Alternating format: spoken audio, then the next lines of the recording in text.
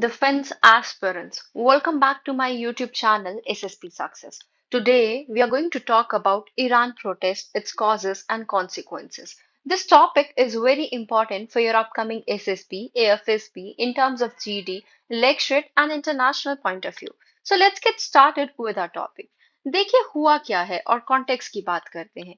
Iran एक बार फिर saviour political और सोशल क्राइसिस में चला गया जो प्रोटेस्ट दिसंबर 28 को तेहरान के ग्रैंड बाजार के शॉपकीपर्स के स्ट्राइक से स्टार्ट हुआ। वो धीरे धीरे पूरे कंट्री में स्प्रेड हो गई। अगर हम आज के सिचुएशन की बात करें तो आज की जो सिचुएशन है 1979 रेवोल्यूशन इस्लामिक रेवोल्यूशन के बाद का सबसे बड़ा अपराइजिंग माना जा रहा है। सिक्योरिटी फोर्सेस के हार्श क्रैकडाउन के चलते 2500 लोग से ज्यादा मारे जा चुके हैं। राइट, हजारों लोग अरेस्ट हुए हैं। इस क्राइसिस पर यूएसए ने मिलिट्री एक्शंस की वार्निंग दी। इंडिया ने अपने सिटीजन्स को ईरान छोड़ने की एडवाइजरी दी। अब थोड़ा जान लेते हैं क्या रीजन है इन पॉलिटिकल ये जो प्रोटेस्ट हो रही है उनका ईरान में। देखो, ईरान में प्रोटेस्ट जो हो रही है उसका एक या दो कोई फैक्टर नहीं है, उसके मल्टीपल फैक्टर्स है, social, economic, political factors. Right, चलिए एक एक कर कर हम समझते हैं। सबसे पहले हम शुरू करेंगे इकोनॉमी फैक्टर से। राइट, यहाँ पे देखिए, हाइपर इन्फ्लेशन। जो एनुअल इन्फ्लेशन है वो कंसिस्टेंटली बढ़ रही है 40 से 50% से ऊपर। राइट, फूड हाउसिंग प्राइसेस सोर हो रहे हैं बहुत तेजी से। इसकी वजह से परचेसिंग पावर और सेविंग इरोड हो रही है और मिलियंस ऑफ लोग जो है वो पावर्टी में जा रहे हैं। Second is unemployment and under employment. देखो, ऑफिशियली यूथ एम्प्लॉयमेंट जो है वो 20 से 25% के बीच में है, बट रियल फिगर्स जो है इससे भी ज्यादा देखने को मिल सकते हैं, स्पेशली अमंग एजुकेटेड यूथ और वुमेन, जिसकी वजह से मैसिव पूल ऑफ डिसइल्यूशन क्रिएट होता है। लोगों में फ्रस्ट्रेशन आती है because of little future prospect. तीसरा करेंसी कोलैप्स। देखो, ईरानियन का जो रियल है वो ओवर 90% अपनी वैल्यू लूज कर चुका है against dollar in the past decade. ये कोलैप्स की वजह से इंपोर्ट्स जो है प्रोहिबिटिवली एक्सपेंसिव हो रहे हैं और रियल वेजेस इसकी वजह से डिस्ट्रॉय हो रही है। अगला जो फैक्टर है that is social. Social factors की अगर हम बात करें उसमें सबसे पहला आता है ईरान का सबसे बड़ा स्ट्रॉन्ग बेस है वुमेन राइट्स और स्टेट मैंडेटेड मोरालिटी लॉज। यहाँ पे देखिए, देखो आपको याद होगा 2022 का महासा अमीनी केस, जहां हिजाब लॉज के वायलेशन के नाम पर एक यंग वुमेन की डेथ हो गई थी। इनिशियली प्रोटेस्ट सिर्फ ड्रेस कोड हिजाब एनफोर्समेंट तक लिमिटेड थी, लेकिन आज डिमांड बढ़ चुकी है। अब वुमेन और यूथ कह रहे हैं कि पूरा थ्रियोक्रेटिक लीगल सिस्टम ही अनफेयर है जो वुमेन को सेकंड क्लास सिटीजन ट्रीट करता है। नेक्स्ट आपका यूथ का फ्रस्ट्रेशन, आप यहाँ देखिए। देखो, ईरान के यूथ की अगर हम बात करें, ईरान की पॉपुलेशन का 60% से ज्यादा हिस्सा 30 साल से कम एज का है। ये यूथ है इंटरनेट, वीपीएन, सोशल मीडिया के थ्रू ग्लोबल लाइफस्टाइल और फ्रीडम देख चुका है, लेकिन ग्राउंड रियलिटी में पॉलिटिकल एक्सप्रेशन अलाउड नहीं है, स्ट्रिक्ट सोशल कंट्रोल्स है, लिमिटेड अपॉर्चुनिटीज है। इस मिसमैच की वजह से यूथ फ्रस्ट्रेशन एक्सप्लोड हो चुकी है। नेक्स्ट है ethnic and religious minority issues या फिर ग्रीवियंसेस। देखो फ्रेंड्स, ये प्रोटेस्ट सिर्फ तेहरान तक लिमिटेड नहीं रही। सबसे पहले ये कुर्दिश रीजन से स्टार्ट हुई और फिर स्प्रेड हो गई Baloch region, Arab region, Azeri areas. इन माइनॉरिटी को फेस करना पड़ता है cultural repression, economic neglect, political underrepresentation, और जब प्रोटेस्ट होते हैं सबसे पहले हार्श क्रैकडाउन भी यही होते हैं। राइट, नेक्स्ट है करप्शन। देखो, एक और मेजर रीजन है सिस्टम की करप्शन। ईरान में करप्शन टॉप लीडरशिप से लेकर लोअर ब्यूरोक्रेसी तक फैल चुका है। पब्लिक का परसेप्शन ये बन चुका है कि लॉ सिर्फ कॉमन पीपल के लिए है, एलिट्स के लिए अलग रूल्स है। इस वजह से सोशल जस्टिस सिस्टम कोलैप्स होता हुआ जा रहा है। Next we have water and energy shortages. अब एक ironic but serious issue, water और एनर्जी शॉर्टेज। ईरान एक रिसोर्स रिच कंट्री है, फिर भी severe water crisis, frequent power cuts. Public के लिए ये चीज स्टेट फेलियर का सिंबल बन चुकी है। लोग पूछ रहे हैं अगर बेसिक फैसिलिटीज भी नहीं मिल रही तो सिस्टम का क्या फायदा है। राइट, तीसरा अब हम जान लेते हैं political. Right, right, political response की अगर हम बात करें, देखो सबसे पहली चीज ये जो स्ट्रक्चर है, यहाँ पे देखिए आप सबसे ऊपर, यहाँ पे सबसे ऊपर का जो पॉइंट है आपका, ये जो लीडर्स है, सुप्रीम लीडर्स है ईरान में, इनको पॉपुलर वोट के थ्रू इलेक्ट किया ही नहीं गया। राइट, तो कहीं ना कहीं ये जो स्ट्रक्चर है ये इलेक्टेड गवर्नमेंट को मार्शलाइज कर रहा है। राइट। इसके वजह से जो पब्लिक फ्रस्ट्रेशन है वो और बढ़ रही है, बिकॉज पावर की कोई अकाउंटेबिलिटी है ही नहीं। दूसरी चीज है suppression of dissent. Systematic repression देखने को मिलता है पॉलिटिकल ऑपोजिशन पार्टीज का, सिविल सोसाइटी का, इंडिपेंडेंट मीडिया का, लेबर यूनियन का, जिसकी वजह से सिटीजन्स के पास बहुत कम लीगल चैनल्स रह गए हैं अपने एक्सप्रेशन को शो करने के लिए। और ये प्रोटेस्ट जो है एक आउटलेट है, राइट, ये पॉलिटिकल फ्रस्ट्रेशन का। Israel US strike in 2025। देखो मिड 2025 में सीरीज ऑफ मिलिट्री स्ट्राइक की गई थी इसराइल और यूएस के द्वारा, जिसकी वजह से ईरान का न्यूक्लियर और मिसाइल इंफ्रास्ट्रक्चर डैमेज हुआ। इससे पता चला क्रैक्स रेजाइन की सिक्योरिटी में, और प्रोटेस्टर्स ने देखा कि कैसे स्टेट बहुत वल्नरेबल है, राइट।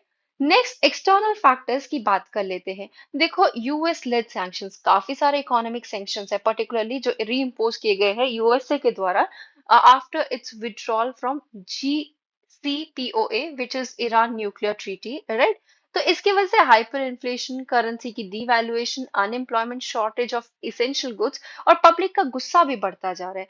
नेक्स्ट क्या है हमारा ग्लोबल सॉलिडारिटी कैंपेन। देखो हैशटैग्स लाइक महासम्मनी 2022 के प्रोटेस्ट के टाइम पे ट्रेंड हुए थे ग्लोबली, जिससे इंटरनेशनल अटेंशन ड्रॉ हुई थी और मोरल सपोर्ट भी। जो डायस्पोरा कम्युनिटीज और एक्टिविस्ट है अब्रॉड, वो एम्पलीफाई करते हैं इन वॉइसेस को फ्रॉम इनसाइड ईरान। नेक्स्ट है स्ट्रैटेजिक रिवर्सल्स। जो फॉल हुआ है ना असद रिजाइम का सीरिया में 2024 में, और जो मिलिट्री डिग्रेडेशन देखने को मिला हजबुल्ला और हमास का थ्रू आउट 2024 से 25 में, उसकी वजह से रिजाइम की इमेज जो है बहुत ज्यादा शाटर हो गई है, राइट। अभी देखो क्या रिस्पांस आया है मेजर स्टेक होल्डर्स या फिर प्लेयर्स का। आप यहाँ देखिए सबसे पहला पॉइंट, ईरान गवर्नमेंट का क्या स्टेटमेंट आया।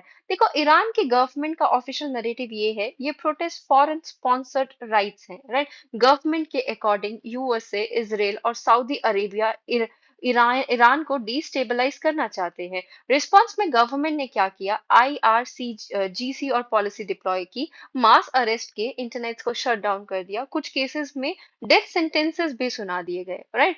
अभी देखो दूसरी अगर हम बात करें, ये जो ईरान की सिविल सोसाइटी और प्रोटेस्टर्स है उनका क्या कहना है। देखो क्रैकडाउन के बावजूद प्रोटेस्ट कंप्लीटली बंद नहीं हुई। लोग अपने टैक्टिक्स चेंज कर रहे हैं, night time chanting, wall graffiti, strikes और डिमांड्स और भी स्ट्रांग हो गए, और स्लोगन्स अब सिर्फ हिजाब तक लिमिटेड नहीं, बल्कि ओपनली सुप्रीम लीडर के अगेंस्ट भी हो रहे हैं, राइट।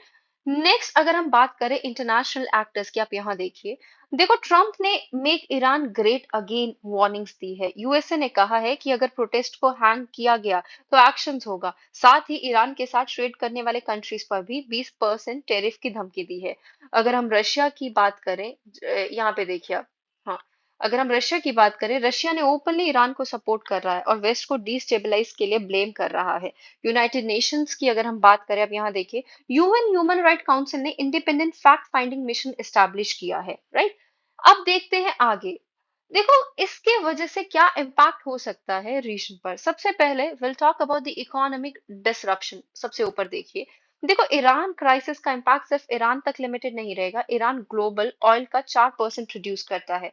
स्ट्रेट ऑफ हार्मुज से 20% ग्लोबल ऑयल सप्लाई पास होता है। अगर डिसरप्शन हुआ, ग्लोबल ऑयल प्राइसेस में स्पाइक होगा, फूड और ट्रेड रूट्स आपके क्या होंगे, अफेक्ट होंगे, राइट। दूसरा एक्सक्लेशन देखने को मिल सकता है प्रॉक्सी वॉर एंड रेफ्यूजी का। देखो ईरान मिडिल ईस्ट में मल्टीपल प्रॉक्सी ग्रुप्स को सपोर्ट करता है, जैसे हिजबुल्ला, हाउथीज, शिया मिलिशियाज। इंस्टेबिलिटी से तो ये ईरान इनवर्ट्स फोकस करेगा, ये एग्रेशन और बढ़ाकर स्ट्रेंथन प्रोजेक्ट करेगा। वायलेंस बढ़ने से refugee crisis Turkey, Pakistan, Afghanistan तक पहुंच सकते हैं, राइट। नेक्स्ट आपका बात करते हैं, what would be the consequences of this crisis on India, या फिर इंडियन इंटरेस्ट को कैसे इम्पैक्ट करेगा। इंडिया के लिए सबसे क्रिटिकल इशू है, देखो यहाँ पे देखिए आप, चाबहार पोर्ट। सबसे पहला पॉइंट, चाबहार इंडिया का मोस्ट क्रिटिकल स्ट्रैटेजिक एसेट है रीजन में, राइट, जो उनको सर्व करने वाला है ट्रेड करने के लिए with Afghanistan and Central Asia.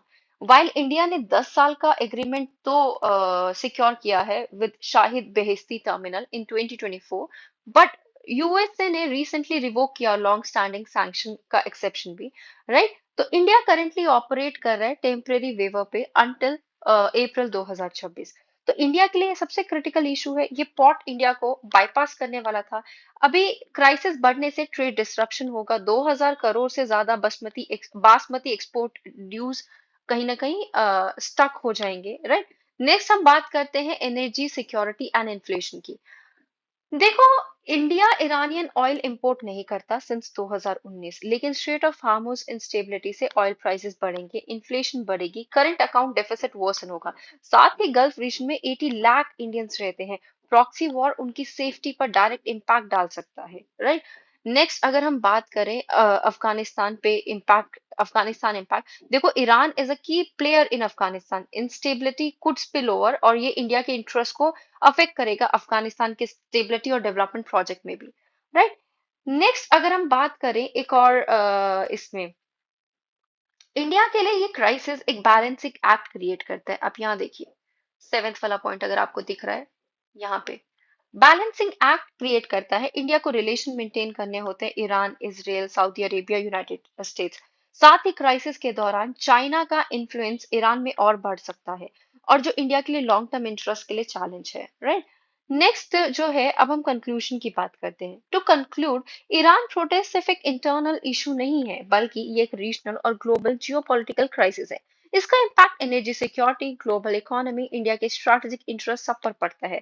SSP या एएफएसपी में अगर ये टॉपिक आए तो बैलेंस्ड, एनालिटिकल और मेच्योर आंसर आपको देना चाहिए। सो उसके लिए ये टॉपिक बहुत ज्यादा इंपॉर्टेंट हो जाता है। So guys, that was all. I hope you like the video. If you like it, do like it, share it, and subscribe our YouTube channel SSP Success. Your likes and comments motivate us to make more and more videos on time. Thank you everyone.